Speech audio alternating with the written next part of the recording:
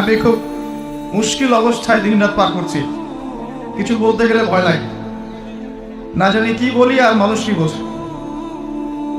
চারদিকে অক্টোপাসের মতো উৎপেতে আছে, পুরো লেকচার শুনবে একটা ওয়ার্ড খুঁজে বের করার জন্য, যেটা দিয়ে আমাকেও বিতর্কিত করা যায়। আসলে জাতি হিসেবে আমরা কেন এমন হলাম আল্লাহ ভালো জানেন। দ্বীন ইসলামের উপকার এবং সামরিক বিজয় তখনই হবে যখন একে অপরের প্রতি আমরা শ্রদ্ধাশীল হব, একে অপরের প্রতি আমরা সহানুভূতিশীল হব এবং ঐক্যবদ্ধ থাকবো। জুমার নামাজ পড়ে, 5 ওয়াক্ত নামাজ পড়ে না, সেই ব্যক্তিকে আল্লাহ তাআলা মাফ করবেন কিনা সেটা আল্লাহ তাআলা ভালো জানেন। কিন্তু সে ব্যক্তি কখনো খাঁটি মুসলমান তো দূরের কথা, মুসলমান হওয়ার মৌলিক শর্তই সে পূরণ করে নাই। কারণ যে নামাজ পড়ে না 5 ওয়াক্ত নামাজ যে পড়ে না, তার ইসলামে কোনো অংশই নেই, তার ইসলামে অংশই নেই। অমরাদুল্লাহ কারণ বলেছে, এজন্য শুধু জুমা পড়ে মুসলমানিত্বের নাম টেকানো কঠিন। অবশ্যই 5 ওয়াক্ত নামাজও পড়তে হবে। আলহামদুলিল্লাহ, জুমাটা অন্তত পড়ে, সেজন্য তাকে সাধুবাদ জানাতে হয়। কিন্তু এই জুমা কুলাবে না, শুধু নাজাত পেতে হলে জুমার পাশাপাশি 5 ওয়াক্ত পড়ার। একই গর্ভ হতে কন্যা এবং পুত্র উভয় কে দান করে? ওই একই গর্ভকে একেবারে খালি বাঁচ কে করে রাখে? কে, যার কাছে আমরা প্রত্যাবর্তন করব? তাহলে প্রশংসা কার? সবাই বলি আলহামদুলিল্লাহ। প্রশংসা আল্লাহর, যিনি এই পৃথিবী এবং আখিরাতের একচ্ছত্র মালিকানা তার। প্রশংসা আল্লাহর, যিনি আমাদেরকে এই পৃথিবীতে প্রেরণ করে লাগামহীন ভাবে অসভ্য অবস্থায় ছেড়ে দেয়নি। প্রশংসা আল্লাহর,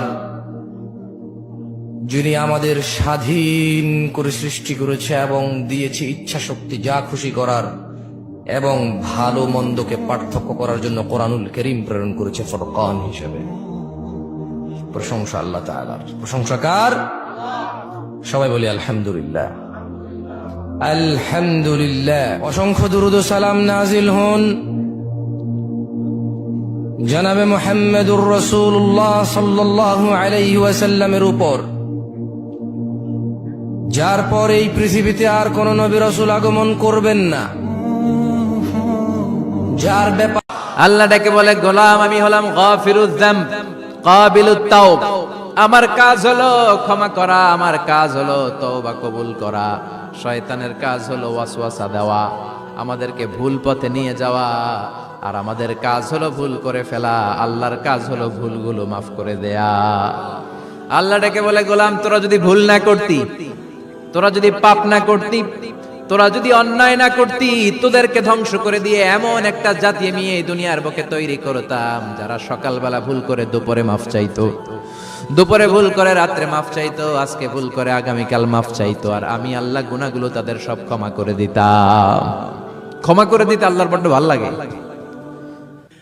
বান্দা আল্লাহর কাছে বারবার চাক, চোখের পানি ছাড়ুক, এটা আল্লাহ পছন্দ করে। চোখের পানির যে কত পাওয়ার আপনি কল্পনাই করতে। এই জেনারেশনকে দিয়ে কি করবেন আপনি?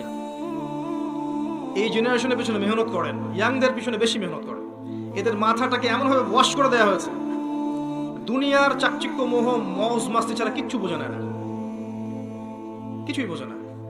আমাদের উচিত এদের দিকে বেশি মেহনত করা, কারণ এরাই আগামীর ভবিষ্যৎ। এইভাবে চলতে থাকলে এক সময় যে ইয়াং তরুণরা ভাষার জন্য জীবন দিয়েছিল, দেশের জন্য জীবন দিয়েছিল, এই তরুণরা কি সেটাও করতে পারবে? আমার মনে হয় না এরা সেটাও করতে পারবে, আমি বিশ্বাস করি না। তাদের মধ্যে তাওহীদের চেতনা ছিল না, এদের মধ্যে পশ্চিমা চেতনা আছে, গোটা দুনিয়াটাই পরীক্ষা। আল্লাহ যারে পছন্দ করে বেশি তার পরীক্ষাও। আশাদ্দুন নাসি বালাআন আল আম্বিয়া। এই পৃথিবীতে আল্লাহ সবচেয়ে বেশি বালা মুসিবত দিয়ে পরীক্ষা করেছেন নবীদের, কারণ নবীরা আল্লাহর কাছে কম প্রিয় না বেশি প্রিয়? যেহেতু প্রিয় বেশি, পরীক্ষা।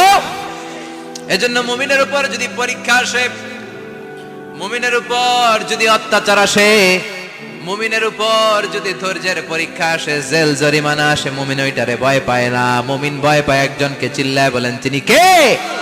কারণ আল্লাহর ঘোষণা, ওয়ালা তাহিনু ওয়ালা তাহজানু ঘোষণাটা কার? ভয় নাই, তোদের চিন্তা নাই। আনতুমুল আ'লাউনা ইন কুনতুম মুমিনিন, তোমরাই বিজয়ী হবা যদি মুমিন হও, যদি মুমিন হও।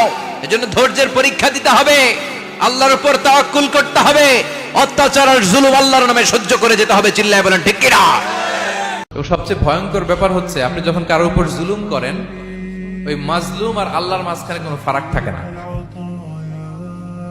আল্লাহ ওই ফারাকের পর্দা উঠায় নাই। বিষ্ণুই বলেন ইত্তাকি দাওয়াতাল মাজলুম, তোমরা মজলুমের বদদোয়াকে ভয় করো, খবরদার। কারণ ফাইন্না লাইসা বাইনাহু ওয়া বাইনাল্লাহি হিজাব, তার আর আল্লাহর মাঝে কোনো পর্দা থাকে না। দোয়া করলেই ওটা আরশে যেয়ে কবুল হয়ে যায়। আল্লাহ তাআলার চারিপাশে অনেক পর্দা আছে। কেউ কেউ বলে 70,000 নূরের পর্দা। 70,000টা সহিহ হাদিস দ্বারা সাব্যস্ত না, কিন্তু অসংখ্য অগণিত পর্দা, এবং পর্দাও এটা নূরের পর্দা। আচ্ছা বলেন তো, জানলা দিয়ে বাইরের আলো ঠেকাতে আমরা দেয়ালে জানালায় কি লাগাই? পর্দা লাগাই। পর্দাটা কিসের তৈরি? মোটা কাপড়ের, যাতে করে ওই আলো না আসে। কিন্তু আল্লাহর চারদিকে যে পর্দা, ওই পর্দাটা কিসের? নূরের, আলো। ওনার পর্দায় আলো দিয়ে তৈরি। সুবহানাল্লাহ বললেন না? প্রত্যেক মানুষের প্রতি আল্লাহর একটা কমন দাবি আছে, তা হলো মানুষ আল্লাহকে ভয় করবে। কাকে? আল্লাহকে ভয় করবে। এটা যেমন দরিদ্র করবে, ঠিক তেমনি ধনী করবে। যেমন সুস্থ করবে, ঠিক তেমনি অসুস্থ করবে। আল্লাহ এমন কোন মানুষ সৃষ্টি করেননি যে অমুক অমুক লোক আল্লাহকে ভয় না করলেও চলবে, এমন কাউকে পৃথিবীতে পাঠানো নেই। অনেক যুবক স্টুডেন্ট বয়সে রিজিক নিয়ে টেনশন করে। স্টুডেন্ট বয়সে রিজিক নিয়ে টেনশন করা উচিত? উত্তর হচ্ছে না। স্টুডেন্ট বয়সে রিজিকের টেনশন করা উচিত নয়। স্টুডেন্ট বয়সে শুধু পড়াশোনা করবেন। হ্যাঁ, আপনি এমন রিজিক অন্বেষণ করতে পারেন যে রিজিকটার সাথে পড়াশোনা সম্পৃক্ত। ফর এক্সাম্পল টিউশনি, কোচিং সেন্টারে কাজ করছেন, বা পড়াশোনা সংক্রান্ত কোনো কাজ করছেন, এই কাজ করতে পারেন। এর বাইরে অন্য কোনো কাজের দিকে এখন ফোকাস করবেন না, আপনাকে পড়াশোনা করতে হবে। যত পড়াশোনা করার বিয়ের আগেই করবেন।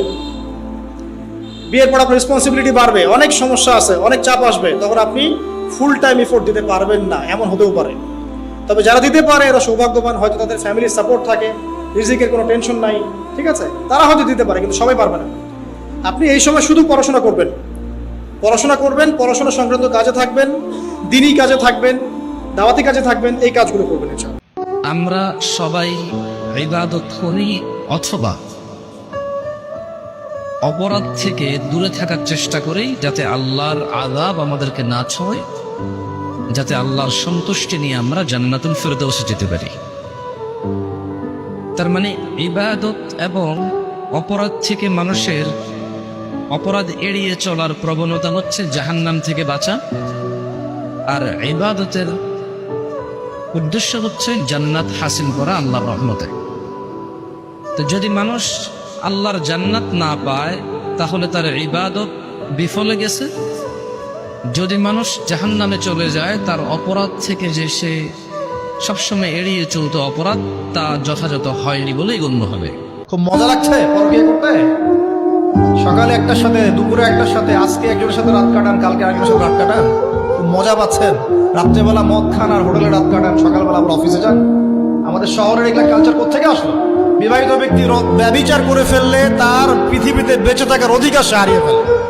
আর এই পাপটাকে আমাদের সমাজে এত সহজ বানিয়ে দেওয়া হয়েছে, যে যার সাথে ইচ্ছা পরকীয়া করতে পারে। মেয়েও করছে, ভাবিও করছে, শালিও করে, দুলাভাইও করে, সবাই আমরা পরকীয়া করতে যাচ্ছি। পরকীয়ার সয়লাভ বন্ধ করতে হবে, পরিবারে পর্দা কায়েম করতে হবে, অপসংস্কৃতি ঠেকিয়ে দেন, এগুলা চ্যানেলগুলো বন্ধ করে ফেলেন বাসা থেকে।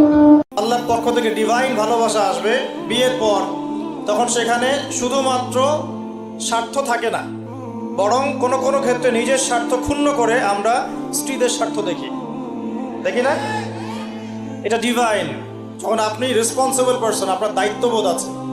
এটা শুধু একটা যৌন সম্পর্ক না, এটা একটা ভালোবাসার দিলের সম্পর্ক, আত্মায় আত্মায় সম্পর্ক।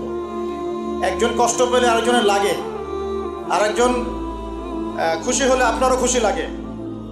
সে বিপদে পড়লে আপনি তার পাশে থাকেন। আপনি বুঝতে পারেন যে আপনি তার দিকে সম্মানের চোখে তাকান, ভোগের চোখে তাকান না।